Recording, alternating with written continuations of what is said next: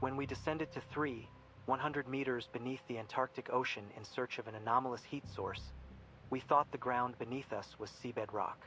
That assumption held until one of the scientists drove a probe into it and discovered that the surface, far larger than an aircraft carrier by orders of magnitude, was a living, pulsating cellular membrane.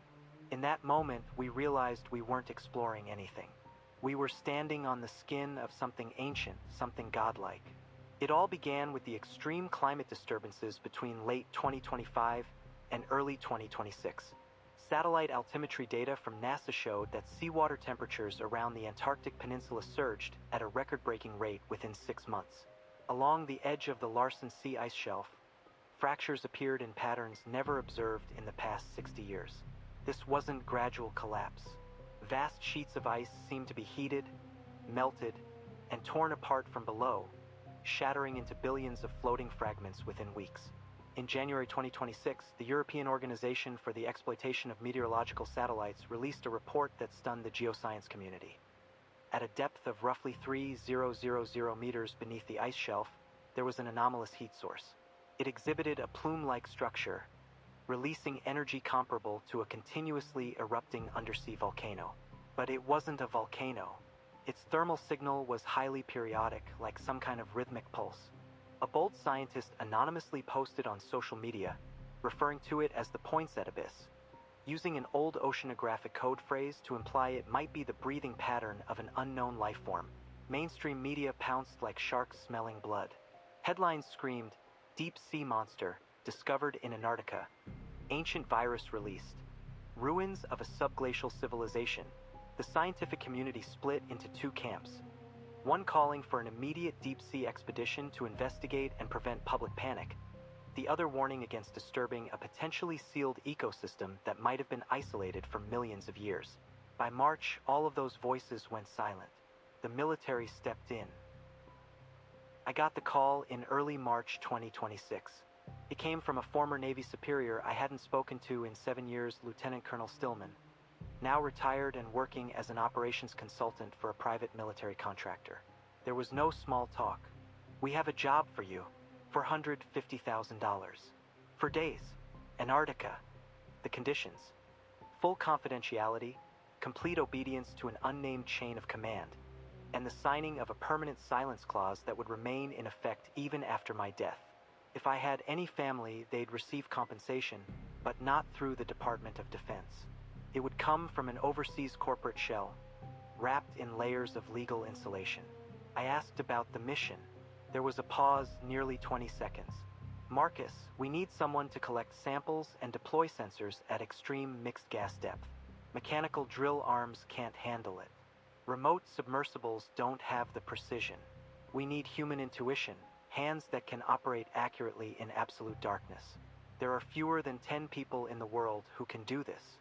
For our currently deployed, 2 are retired and no longer physically capable. 1 went missing last month in the Barents Sea. Another is in prison. So you're our only option." It sounded like flattery, but there was no warmth in his tone. This wasn't praise. It was a calculation. I asked why me, what else he wasn't telling me. "All you need to know," he said, "is that the water down there isn't empty. And you don't need to worry about any known threats, because whatever this is, it doesn't exist in any military database." I should have said no. I was 47. My left ear had permanent high-frequency damage from a close-range EOD incident during my second Iraq deployment. My right knee had 2 steel pins. My left shoulder had been reconstructed. I wasn't the best diver anymore.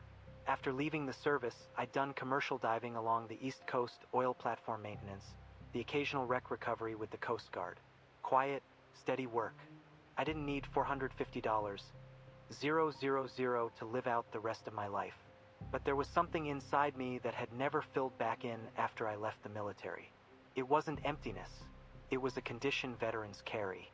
You need to know you can still survive at the edge. You need to walk the line of death one more time just to prove you're still alive. So I said yes. I signed everything. That was a mistake. I'm still paying for it. The journey itself felt unreal. By March, daylight in Antarctica was already shortening, but the cloud cover was unnaturally dense. Sunlight filtered through ice crystals in the air, refracting into a sickly pale violet. I flew from North Carolina to Punta Arenas, Chile, then boarded an unmarked gray turboprop that carried us south across the Drake Passage for nearly 7 hours. There were 6 of us on board. No one spoke, each person focused on their equipment. One was an Asian woman wearing specialized tinted glasses. Through the lenses, I could see a metallic implant along the outer ring of her iris. Later, I learned it was a neural interface for infrasound monitoring. Another was a bald white man with hands as rough as sandpaper. Beside him sat a heavily modified geological sampling rig, its drill head wrapped in alloy coils of unknown composition. I didn't know any of them. No introductions were made. Orders had been given before takeoff, no names, no discussion of backgrounds. Everyone was responsible for their own piece. The plane landed on the flight deck of the icebreaker Polar Eye. The deck was coated in a smooth layer of ice. As I stepped out, my left foot slipped. I nearly went down before a hand caught my wrist. The grip was firm, calloused. I caught a glimpse of his forearm, faded prison-style tattoos, including a whale shark stretching from wrist to elbow. Deck slick. I remember you, Ghost.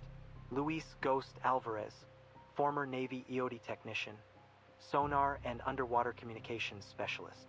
7 years in Iraq. Lost his spleen in an IED blast. Discharged.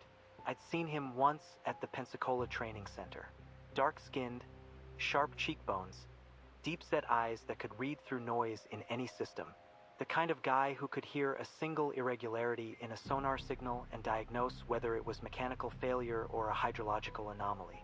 He told me quietly that there were at least 3 separate security units on board, none reporting to the same authority. I counted guards in different uniforms, some carrying weapons I didn't recognize, others in civilian cold weather gear moving like trained military while operating frequency analysis equipment. They were monitoring something. The biologist was Dr. Sophia Weiss-Swiss, trained at Wood's Hole Oceanographic Institution.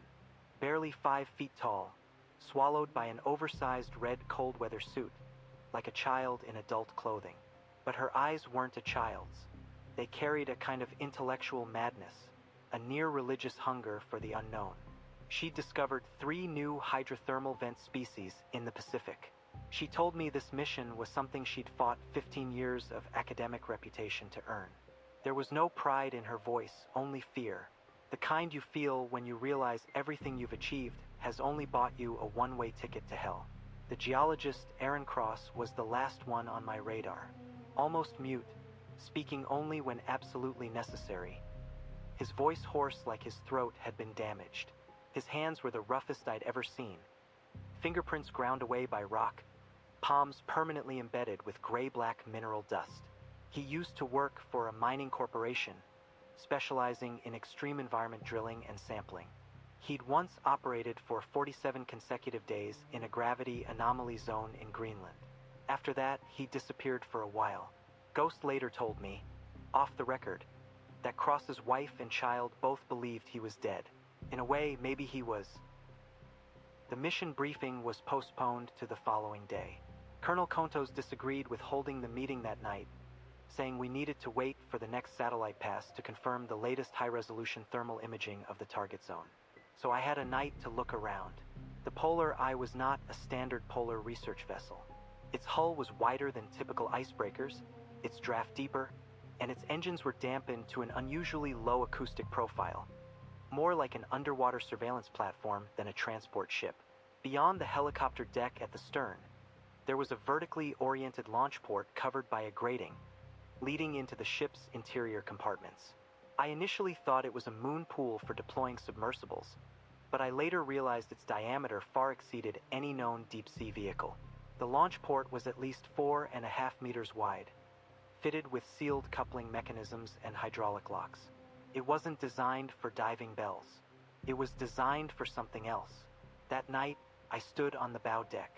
The freezing air at -40 tore at exposed skin. Above me, the southern hemisphere sky was sharp and clear, the Milky Way vividly visible. But strangely, the starlight reflected on the water at irregular, fractured angles, as if the surface ripples were being disturbed by something unnatural. At first, I assumed it was turbulence from the propellers, but even during full nighttime silence, the vibration persisted. Humming, humming, like a massive heart buried in the glacier, contracting. I moved toward the aft section of the deck. 3 men stood there without any visible identification. They were gathered around not scientific instruments, but a sealed lead-lined metal container. On its front was a connection panel linked to a thick cable that extended over the ship's side and disappeared into the ice below. A technician was adjusting something on a laptop. The waveform on the screen wasn't electromagnetic. It wasn't sonar either. It was something I had never seen before, compressed tightly in the time domain, spiraling inward in the frequency domain, like a signal encoded into a self-consuming function. I stared at the pulsing points on the screen for about 10 minutes. Then the technician noticed me. He immediately closed the laptop. All 3 men turned toward me at once. Their gaze wasn't hostile, but something colder than hostility. A quiet negation. You are not meant to know this. On my first night aboard the ship, I slept poorly because I dreamed. Not my usual stress dreams about detonation countdowns or failed defusals, but something entirely different. In the dream, I stood on the ocean floor. There was no water, only a blue-black void. In front of me was a massive door. No handle, only intricate, pulsing patterns across its surface. I knew something was behind it. I knew that if I opened it, part of me would remain there forever. But my hand kept moving on its own, reaching toward the door. Then I woke up, soaked in sweat, heart pounding. The tinnitus in my left ear had changed into something I had never heard before. A deep, syllabic tone. Not a sound. The ending of a sentence. The next morning, the mission briefing was held in a sealed conference room beneath the bridge. Only 5 of us were present: Colonel Kontos, Weiss, Cross, Ghost, and me. A large screen on the wall displayed the latest satellite thermal imagery. Kontos began speaking. His voice was low, each word weighed like a lead round. Target depth 100 meters. There is a vertical void formed by thermal melting at the base of the ice shelf, chimney-shaped, 30 meters in diameter, extending from the seafloor to the ice base. You will descend to 500 meters in the diving bell, then exit into the water. -32 Malawian kwaches, closed-circuit mixed gas systems. Estimated mission time, 45 minutes. Maximum decompression requirement, 4 hours. Primary objective, reach the base of the void, collect substrate samples, and deploy sonar sensor arrays at 3 designated coordinates. If you encounter anomalies, execute standard evasion protocol and return to the diving bell. He paused. If you lose the diving bell, a surface recovery pod will deploy, locking onto your position via navigation beacons. But below 500 meters, recovery probability drops below 10%. We recorded everything in silence. None of the numerical data frightened me. Depth, decompression time, gas mixtures, those were variables. And variables could be controlled. What unsettled me was the thermal map. The tongue-like heat plume rising from the seafloor had edges too clean to be natural, like a guided channel rather than thermal diffusion. I asked what the heat source was. He said it was assumed to be a geothermal vent, though the radiative spectrum showed anomalies and remained unconfirmed. He did not explain the anomaly, but I saw something in his left index finger as it trembled, a kind of fear I had never seen in an intelligence officer. He had bitten his nails down to the nail bed. Few people noticed that detail. I did. In military diving, there is a training exercise called sensory deprivation. Inside a sealed, pressurized chamber, you remain suspended for hours or even days in complete darkness, with no gravity reference, no sound, no visual cues. The brain begins to self-stimulate. You see lights that are not there.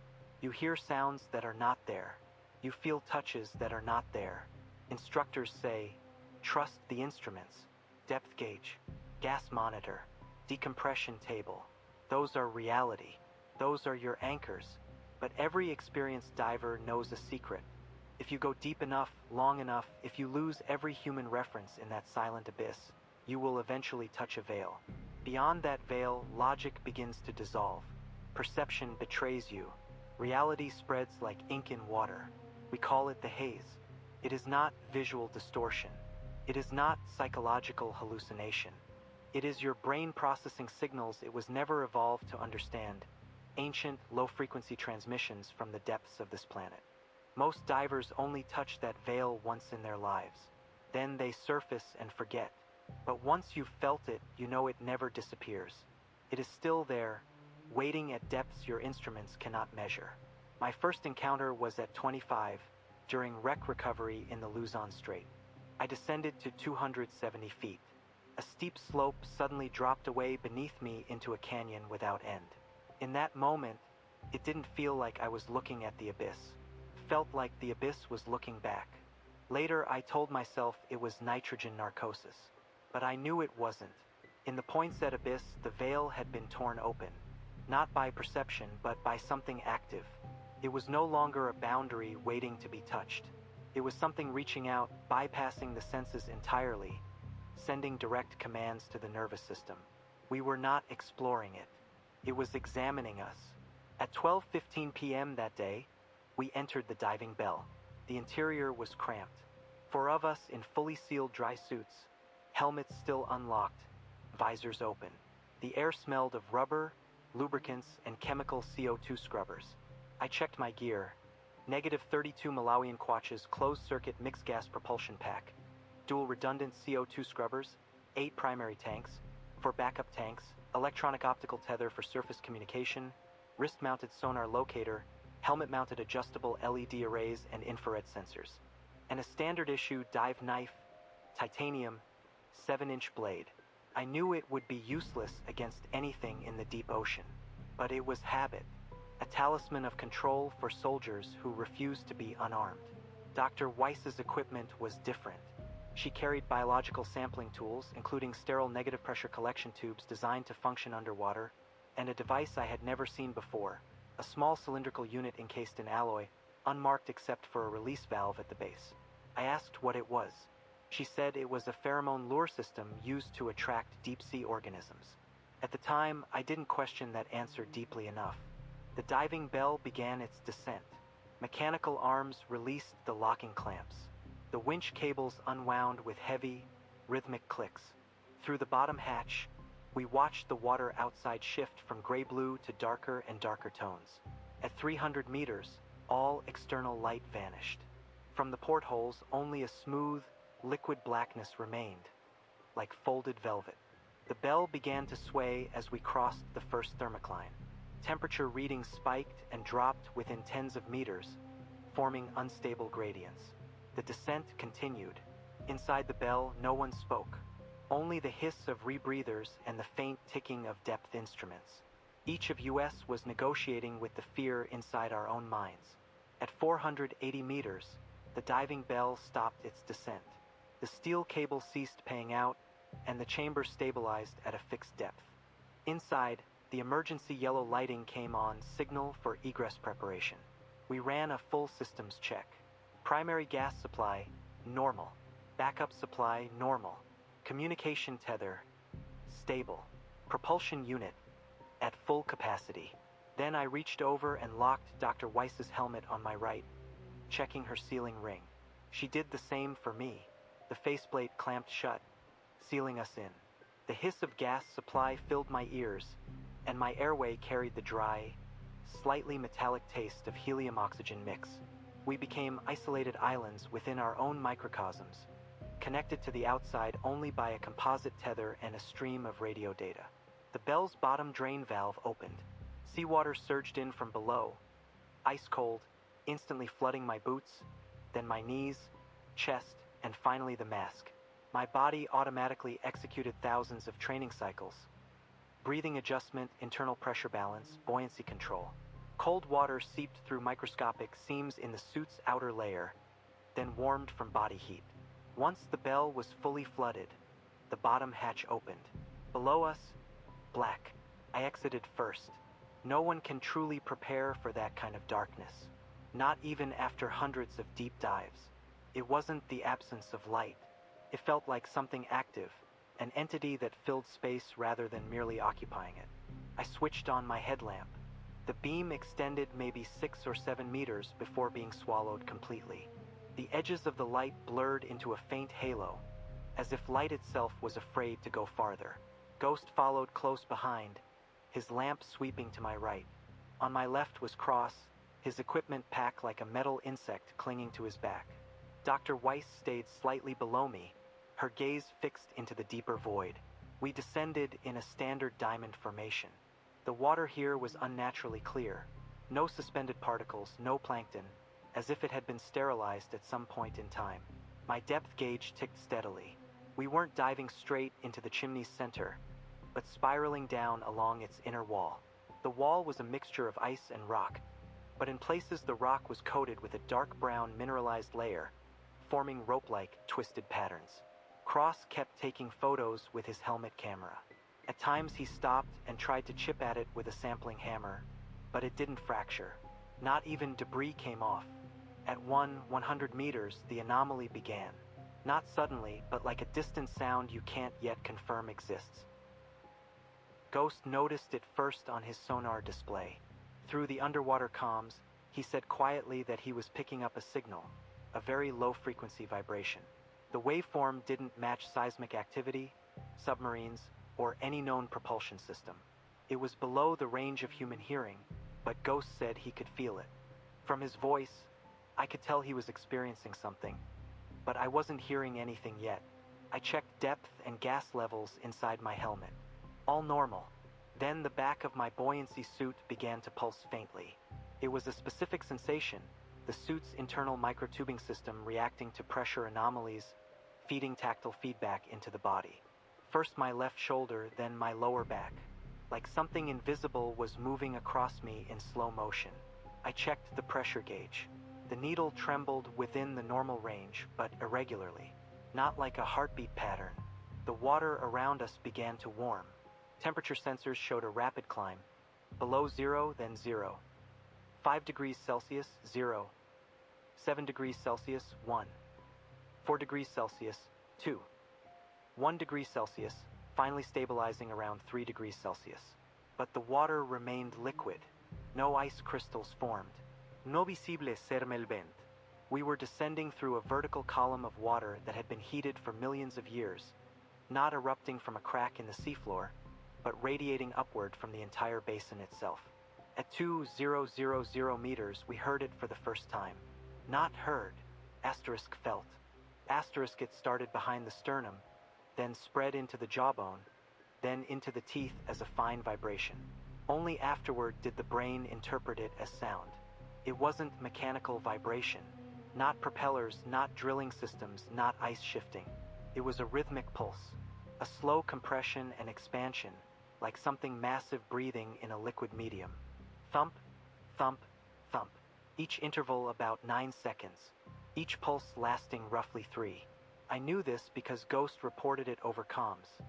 His sonar was tracking a 7. 2 Hz standing wave, a frequency that matches the resonance structure of the human thoracic cavity. 7. 2 Hz. Enough to make your diaphragm, stomach, and intestines subtly vibrate. Your heart tries to synchronize with it. That's why my heartbeat felt irregular. It wasn't malfunctioning. My body was being forced into another rhythm. Dr. Weiss's voice broke once over the comm channel, then returned, shaking. She said her infrasound monitor was detecting an impossible reading. The waveform source wasn't a single point, it was distributed. It was striking us from every direction, as if the entire interior of the abyss was generating the same pulse. And the source location kept shifting every computational cycle, yet always maintained a fixed geometric center. That center was directly beneath us. Colonel Kontos, from the surface, told us this was a standard geothermal cavity resonance effect, steam compression between venting heat and ice walls. He ordered us to continue the mission and retrieve priority samples before returning. Ghost looked up from his sonar unit, a half-smile forming under his mask. I knew what he was thinking. 9 years of underwater sonar experience was enough to distinguish natural resonance from something else the way a person distinguishes traffic lights. The signal was too precise, too structured. Its pulse had subtle variations, Each cycle's rise and decay forming an asymmetric three-phase curve. Nature sometimes produces rhythm, but it doesn't produce encoding. And this signal carried structure, carried information. At roughly 800 meters, we reached the base. We were still 300 meters above the mission's designated depth, but we could no longer descend because the seafloor had appeared. We approached it slowly from above. Within the range of our underwater lights, it first looked like a flat plain, smooth, like frozen asphalt, reflecting an unnatural deep gray sheen. Cross was the first to approach it. He tried to collect a sample with his drill. I was about 20 feet away and saw him hovering over the surface, carefully adjusting the drill angle. Then he froze. A low curse came through the comms. He said, "It's resisting." At first I thought he meant the drill had hit hard rock, maybe jammed. I moved closer and opened a private channel to ask what was happening. His voice was broken up, as if he was concentrating on something incomprehensible. He said that when the drill was about 2 centimeters from the surface, it stopped advancing. Not because of a physical obstruction, no collision, no solid resistance, but like the repulsion between two identical magnetic poles meeting, soft but absolute. He increased force. Drill speed increased. The surface didn't move at all. Then he tried again, touching the surface lightly with the drill tip. This time he felt texture, thickness, not rock, not ice. He said it felt soft, elastic, like an extremely thick biological tissue, with faint pulsations moving beneath the surface. I reached his position. My light hit the surface. Within a meter, I saw it clearly. It wasn't a flat plane. It was part of a vast curved surface that our limited perspective had misinterpreted as flat. There was patterning, complex geometric patterning, an interwoven hexagonal lattice, each hexagon containing a slightly raised central node. From each node, fine shallow channels extended outward, connecting to the 6 edges like radial pathways. These networks were not static. They moved, slowly, almost imperceptibly, like cytoplasm circulating beneath a cell membrane. I turned off one of my external lights, leaving only a dim beam. Then the patterns lit up on their own. Within the structure was some kind of liquid bioluminescent medium that reacted to external stimulation. Cold blue light spread through the lattice like fibers igniting, then slowly fading and flowing onward. In that moment, for people trained in the most advanced scientific and military disciplines on Earth, froze in place at the bottom of the ocean. All 4 of us fell silent on comms. Only breathing remained. Dr. Weiss was the first to move again. She approached the surface and attempted to extract a sample. Her sterile tube failed just like Cross's drill, unable to penetrate. But she was a biologist. Her thinking adapted faster than ours. Instead of forcing penetration, she pressed a sensor probe against the surface. Her helmet display must have shown something alarming, because her voice broke apart as she forced out a single word, syllable by syllable, almost convulsively. She said the material was actively changing its surface potential in real time. It was responding to pressure from our probe with an equal and opposite charge shift. That was not behavior of inert matter. That was dynamic response, intentional response. Her conclusion was cold and absolute. What we were standing on was not seabed or ice. It was a gigantic living cell membrane. The data was transmitted back to the surface. Kontos was silent for a moment. He did not look surprised. He simply instructed us to continue sampling and to deploy the silver cylinder. Dr. Weiss complied. She opened the release valve at its base and placed it onto the membrane. The cylinder stood upright and released a colorless chemical tracer. It spread through the water as a transparent wave. For 3 seconds, nothing happened. Then 15. I almost believed it had failed. Then the hexagonal lattice began to accelerate. Its luminous patterns shifted to orange-red, an incandescent magma color, spreading outward from beneath us like a neural network suddenly receiving input. The entire seafloor lit up. Not just a region, everything within visible range. We were standing on a vast, flickering surface illuminated from within. The light expanded exponentially. Every inch of ground beneath us was alive with internal glow. I turned toward Ghost. His mouth was open, His eyes reflected an entire ocean of orange-red light. Then the light moved. It wasn't just illumination anymore, it was flow. It began converging toward a distant, unseen center, as if every hexagonal segment was part of a distributed collection system feeding a single processing core far away. When the last wave of light vanished into the distance, we felt it. A deep physical impulse from below. Not an earthquake, a heartbeat. The low-frequency pulse suddenly shifted. It was no longer just a dull, thumping rhythm. It became continuous, sustained infrasonic pressure. Dr. Weiss, S instruments overloaded. She shouted a number. The source was rising, not moving through the water, but the membrane itself, what we had been standing on, was moving upward, from below to above. It was part of a mobile body. Ghost's side-scan sonar finally resolved the background noise into structure. He shared the feed. I looked down at my wrist display and saw something that reduced every military training I had ever received to irrelevance. On the gray field, a massive, hypergeometrically structured object was rising. At first just a curved segment, then two lateral expansions. Wider, expanding until it filled the entire sonar range. Ghost said it wasn't amplification distortion. The object was simply too large to be fully mapped. Temperatures and pressures around us began to fluctuate violently as a mass incomparably larger than an aircraft carrier displaced the entire water column. We initiated emergency ascent. My training took over. I issued ascent protocols, but instinct told me, no procedure applies here. We ascended, or tried to, but the water itself betrayed us. The rising body created a massive low-pressure vortex. We were pulled downward against our ascent vectors. Dr. Weiss, being the lightest, was dragged back almost instantly. I grabbed her gear harness. Ghost boosted both of our propulsion units to maximum output. We broke free of the initial suction and climbed to around 500 meters. That was when we saw a fragment of it. The light wasn't from us. Came from below. A blue-green glow rose upward, turning the surrounding water into a luminous chamber. I looked down. At first I thought I saw the seafloor. A flat, mottled expanse stretching endlessly. But it wasn't rock. It was moving. Slowly. Monumentally. It had ridges, irregular textures, patterned striations.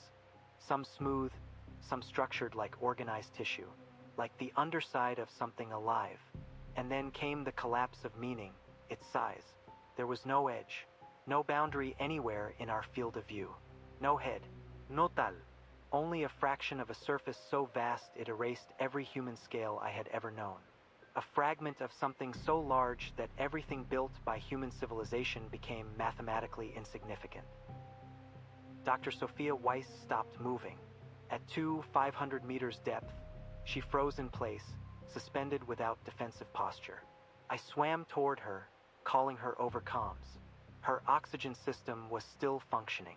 Her breathing was stable, but her eyes were locked, her pupils fully dilated. Her lips moved without transmitted audio. She wasn't pressing her throat mic anymore. She was speaking to herself. I grabbed her shoulders, turned her toward me, tried to reestablish focus with a tap on her mask. She looked directly at me for 3 seconds. Then she said the most calmly delivered, most terrifying sentence I had ever heard. "It's talking to me." I wanted to tell her it was just infrasound interference, neurological distortion. But I was a soldier. I knew what infrasound does. Creates fear. It alters heart rate. It distorts perception. It does not produce coherent sentences, especially not in a language you have never learned, yet somehow understand. Ghost kept tracking sonar. His report froze the blood in my veins.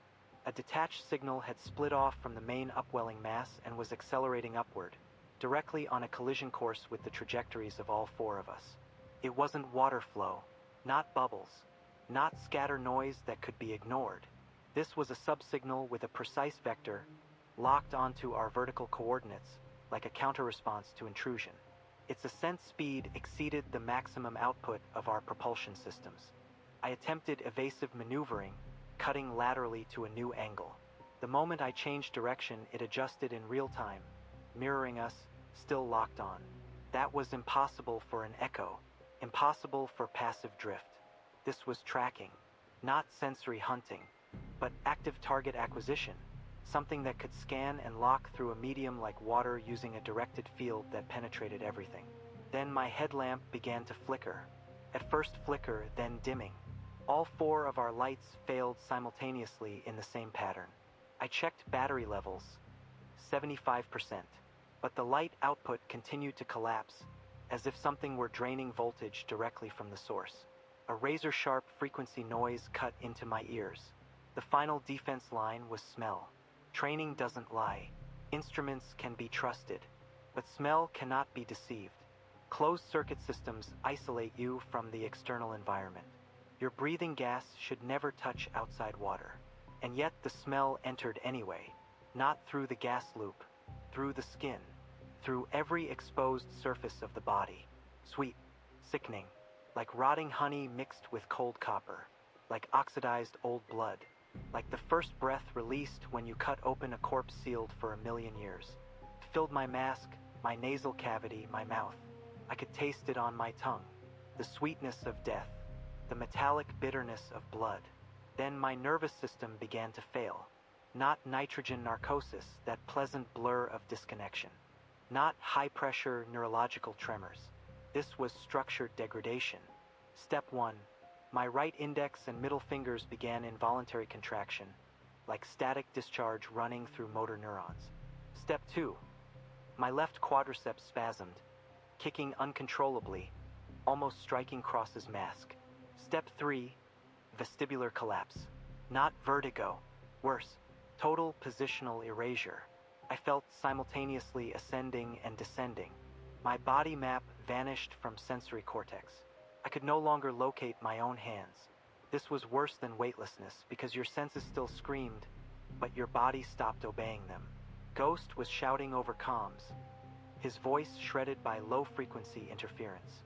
He said he saw light, a vertical beam rising directly from below us, not emitted from a point source, but from a massive circular aperture that was slowly opening. I forced my head downward, and I saw it. On the surface of that vast blue biological structure, a fissure had formed. Or rather, it was opening. Not a mouth, not a wound, something older than biological classification. A structural opening system. Inside was black, not absence of light, but something that absorbed every wavelength, light itself unable to escape. At its center, a thin edge of separation expanded at impossible speed, spiraling open like a living fracture in reality. Then a signal entered my brain. I refused to call it sound. It did not pass through auditory pathways. It directly activated the language and auditory cortex. I heard it, a sentence. No known language matched it, yet every syllable carried meaning that burned into my gray matter like corrosive fluid. It said, "Why are you waking so shallow?" It was not a question. It was an evaluation, like taking a sample from a petri dish and observing the reflex of a microorganism. We were being classified as something small, incomplete, unfinished, dormant. Then the flood came, not sequential, simultaneous. I saw the Ice Age. I saw Antarctica under a tropical Paleogene sun, green and alive. I saw oceans boiling into vapor as planetary impacts shattered the crust. I saw the first protein-like structures extending pseudopods from hydrothermal vents. Millions of years of geological memory poured directly into my thalamus and limbic system, not as images, but as neural pressure signatures. I couldn't endure it. I screamed, but no sound came out. I struggled, but every muscle was held under a higher-order command structure. It wasn't that I lost control. Control was taken. For an instant, fractured, instantaneous, I saw things that should not exist. A vast ancient city, not built from stone, but from scales, cartilage, bioluminescent conduits woven into a three-dimensional labyrinth suspended in abyssal darkness. Living architecture, living cities. Within them, massive entities moved slowly, larger than anything biologically classified. Not organisms, but structures that were organisms. At the center of that city, a pulsating core. Its rhythm matched 7, 2 hertz, their shared heart. One of the largest entities turned its sensory array upward, toward the ice above. toward us, waiting, waiting for melt, waiting for emergence. Then more came. I saw the outcome: ice collapse, human expeditions arriving in waves, ships, submersibles, stations, contact attempts, capture attempts, control attempts. Then the core emitted a command, a single word, not language, geometry, a signal that caused every deep-sea entity in that abyssal network to illuminate simultaneously. They rose, from sediment, from trenches, from fractures in the ocean floor, and on the surface, Antarctic stations went dark one by one. Not destroyed, not attacked, disabled, by directed neural collapse. No blood, no explosions, only cognition shutting off across hundreds of human minds at once, like systems unplugged in perfect synchronization. Not war, harvest. I struggled inside the vision. Was this foresight, genetic memory across time, or simply an induced display of capability, a demonstration of scale, of helplessness? Then I heard singing, or another structured acoustic form of its language, to pass through suit, muscle, bone, down into the spinal cord's central pathways. It wasn't painful. It was calm, a calm so absolute it became unbearable. It told me, individual death is a correction in a natural cycle. We have been assigned to a frequency that requires correction. It offered comfort, the kind of comfort that makes freezing victims feel warmth before death. I wanted to stop kicking, to shut down my gas, to sink, to descend into that opening. Ghost saved me. He came out of nowhere. Ghost broke formation, pushing cross aside and driving vertically downward. His propulsion system erupted in a violent jet of thrust that slammed directly into my faceplate. The physical shock cut through the paralysis in my mind. Behind his mask, I saw his eyes were full of blood. Subconjunctival hemorrhages had turned both eyes into ruptured red vessels. His nosebleed formed a drifting crimson cloud inside the helmet. He was holding his entire body together just to keep me conscious. His left hand clamped onto my right arm with crushing force. His right hand was already transmitting an emergency beacon signal. His mouth moved in deliberate syllable-by-syllable articulation, forcing words I couldn't hear but could read. Asterisk fight. Stay in the fight. Asterisk 30 years of training took over my body in that instant. The decision to execute emergency ascent was made by my spinal cord, not my brain. My brain was no longer capable of logic. I dumped both emergency ballast systems simultaneously and fired propulsion at maximum thrust. I dragged Dr. Weiss by her gear harness. Ghost pulled cross. All four of us accelerated upward at a speed far beyond safe thresholds. I stopped thinking about decompression sickness, about arterial gas embolism, about lung overexpansion injuries. Every meter upward was escape, escape from the gaze. We rose too fast for physics to remain gentle. Temperature shifts became violent and razor sharp, from extreme heat to freezing cold in seconds, as if we had been thrown from a boiling vessel directly into ice water. I heard my joints cracking under pressure shifts, a sensation like thousands of needles piercing every inch of my body. Dr. Weiss suddenly convulsed in my grip, then went limp. I looked down. Her eyes were still open, but whatever had been inside them, the investigative intelligence, the scientific hunger, had been extinguished completely. Her heart still beat. The biometric indicator on her helmet continued blinking, but she was gone. Not the body, the person. Her lips kept moving, repeating the same sentence without sound. You shouldn't have woken up. You shouldn't have woken up. We burst through the final thermocline into the shallow water beneath the ice shelf. That was when the pressure hit my skull like a hammer. Decompression sickness in reverse acceleration. Helium oxygen coming out of solution violently in my spine. Gas emboli forming in tissue. I didn't care. I looked back one last time. Far below, in the receding abyss, I saw it. The luminous aperture was closing, like an eye satisfied and slowly narrowing again. The surrounding water still carried those strange filaments of light. It wasn't following us. It didn't need to. The message had already been delivered. We were no longer explorers. We were carriers. The bottom hatch of the diving bell appeared above us like a glowing mechanical mouth. I shoved Dr. Weiss inside. Ghost followed. Cross grabbed the frame at the last possible moment. All four of us made it into the chamber. I slammed the closure panel. Hydraulic seals engaged with a violent metallic impact. Seawater was forced out by compressed air. The bell became a pressurized world again. I tore off my mask and sucked in air that smelled of rubber, sweat, and industrial metal. It was foul. It was contaminated. But it was human. Ghost's face was covered in blood. His nose continued to drip into his suit. He coughed violently, expelling blood-tinged fluid.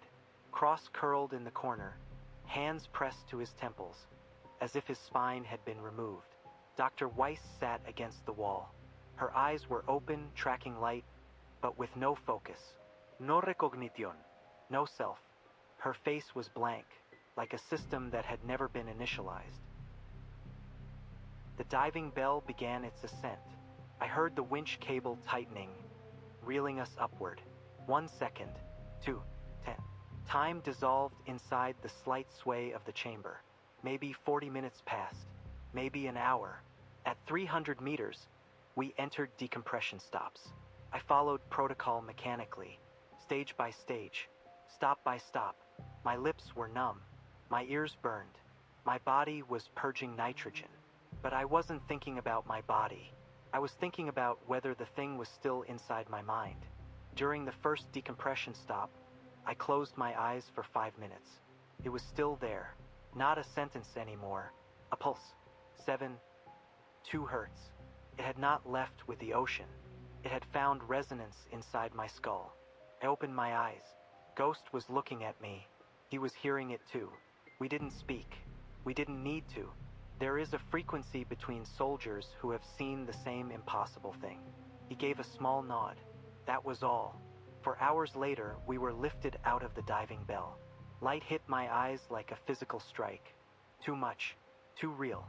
The deck was full of personnel I hadn't seen before, unmarked operators moving with controlled urgency. We were separated immediately. I was taken into a heated medical compartment. My suit was cut away. Electrodes placed on my skull and chest. A warm, bitter liquid was forced into my mouth. Sedative. My consciousness began to fade. In the final moment of clarity, I saw a man in a dark blue uniform with a Naval Criminal Investigative Service insignia enter the room. He removed his gloves. He extracted every recording device from our gear bags, placed them into an electromagnetic containment box. All data, all footage, all sonar logs, seized. 3 days later, I woke up. I was in a medical berth aboard the ship. Colonel Kontos was sitting beside my bed. He looked at me. I looked at him. His expression wasn't concern. It was assessment, the evaluation of whether a tool remained usable. He spoke, calmly. He said we had experienced a severe mixed gas composition accident. A partial oxygen, partial pressure imbalance had induced acute nitrogen narcosis across the team. Cross and Dr. Weiss had acted dangerously under hallucination. Ghost and I had executed proper emergency protocols and returned successfully. Mission completion, 60%. All recording equipment had been confiscated by NCIS for classification. Classification méante permanent disappearance. He told me Ghost had been sent to Europe for decompression injury rehabilitation. Cross was under psychiatric observation at a naval facility in Hawaii. Dr. Weiss had been evacuated by the Swiss consulate. Diagnosis: acute stress disorder with dissociative features. Sedated. Induced sleep therapy. Then he looked at me and asked, "What did you see, Mr. Kane?" He said it slowly, each word spaced like a deliberate probe. Not watching my answer, watching my face, my eyes, my micro-reactions. I understood immediately what this was. Not a question, a calibration, to determine whether I had seen something that should not be seen, and whether I was stable enough to be released back into the world without becoming a risk. I answered, "I saw optical distortion caused by geothermal venting." Kontos held my gaze for a long time. Then he handed me the prepared non-disclosure agreement. 63 pages. I signed it. every page, all of it. I returned to Virginia, a house far from any coastline, surrounded by hills and pine forests. I chose it deliberately. No ocean, no tides.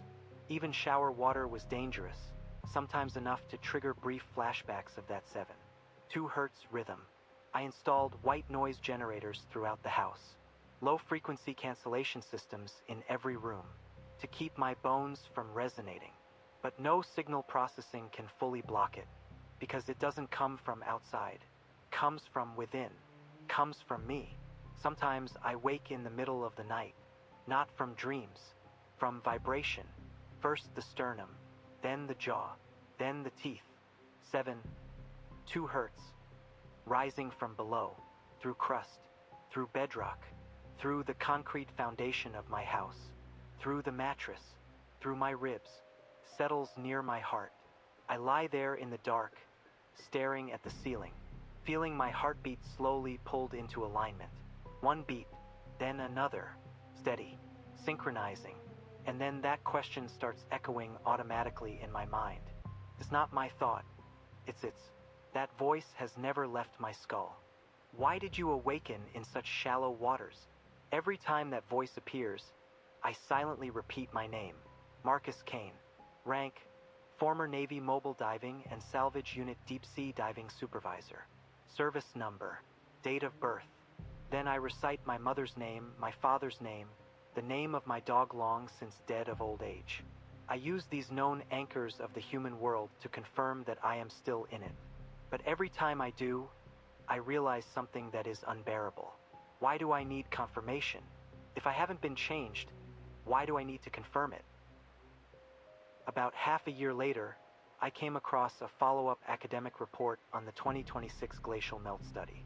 It stated that the thermal anomaly at the Poinsett Abyss had completely disappeared within 6 months, and the ice sheet had thickened again, fully sealing the region. The author called it a rare self-healing glacial dynamic phenomenon, suggesting that refreezing at the ice shelf edge had rapidly closed the hydrothermal pathway.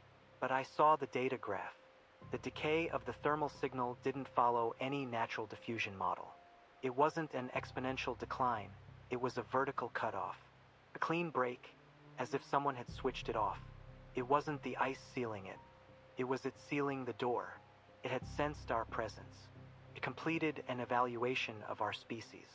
It scanned our neural networks with infrasound, probed our frontal cortices with biophotonic signals, extracted everything we were as specimens through a mode of transmission that defies classification. Then it gently closed the door, not out of fear, not because it couldn't break through the ice, but because we weren't worth it. Like checking an insect crawling at your doorstep, then walking back inside and casually closing the door. Over the years, I've kept asking myself, if one day it decides to open that door again, what would we face it with? Torpedoes? Depth charges? Our so-called intelligence? I've seen torpedoes detonate underwater. The shockwave becomes a dull thud within a few hundred meters of pressure attenuation. And the surface area of that thing's body may exceed the total destructive range of all our weapons combined. Our most advanced sonar systems against that biological cold light matrix only return meaningless noise. Our language, our logic, against its direct transmission of meaning, are like a match flame snuffed out in the wind. We always think we sit at the top of the food chain, but maybe we only sit at the top of the chain we defined ourselves. We think war's highest forms are air superiority, sea control, information warfare, nuclear deterrence. But maybe the highest form of warfare on this planet requires none of that. No bombs, no bullets, only a frequency, a 2 hertz low-frequency standing wave that can stall every human neural center at once. I've asked myself whether everything I saw down there was real or hallucination. Even years later, I still cannot answer. But I know one thing. After returning to the surface, my left ear began to perceive a layer of sound I had never heard before. It isn't hallucination. It's a very low-frequency signal I can sometimes pick up on old radios, in bands where no station exists, a faint structural rhythm. I won't tell you the frequency. I don't want you to try. Sophia Weiss never came back. She was never returned to Switzerland. Canto said she had been stabilized and transferred, but what I learned through Ghost was that she remains in an anonymous medical facility. drawing the same thing every day. Vast hexagonal layers nested within each other, a black hollow circle repeatedly filled in at the center with crayon. She speaks in a language doctors cannot identify. Linguists who examined her said her vocalizations contain structured encoding, not belonging to any known human language family. Functional MRI scans show her Wernicke's area behaving nothing like a normal human brain. Cross chose what became his only response: silence. Complete silence. He stayed 8 months in the facility in Hawaii, then disappeared. Some say he became a hermit in the Andes.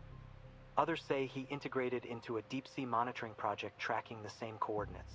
I don't know which is true. I only know that before disappearing, he sent Ghost a postcard with 2 words: "Not alone." Ghost and I stayed in contact. We speak every 3 months. We never discuss the mission, never the details. We ask each other only one question. Asterisk, are you still asleep? Asterisk, the answer is always one word: no. Then the call ends.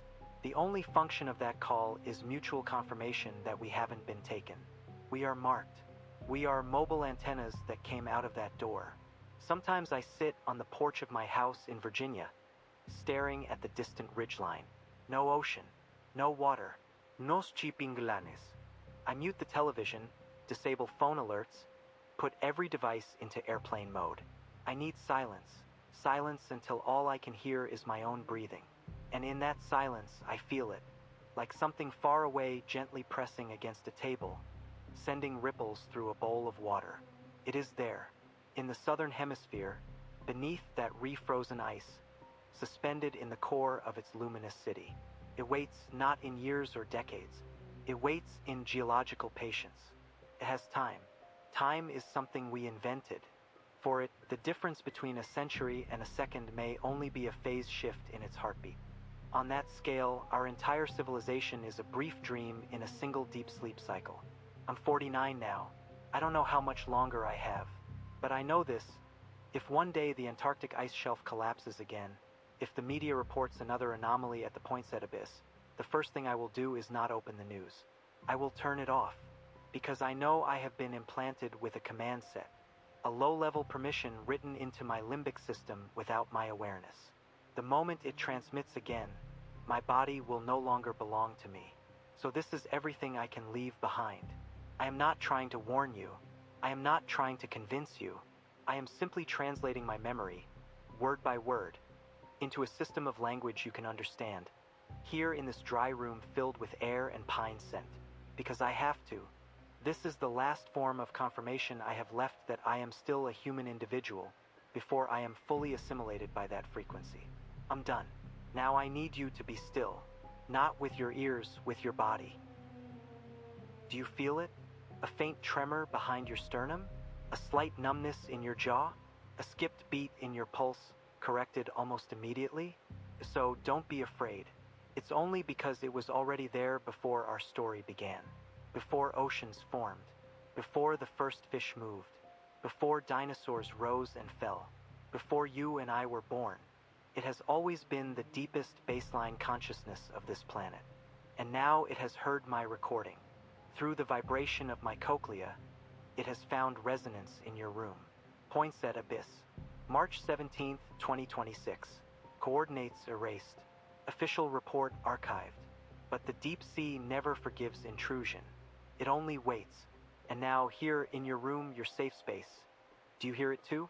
That rhythm that does not belong to your heartbeat? Not fear, not hallucination. Just a very low, fundamental resonance rising from somewhere beneath awareness. Feel it, and ask yourself, are you truly awake?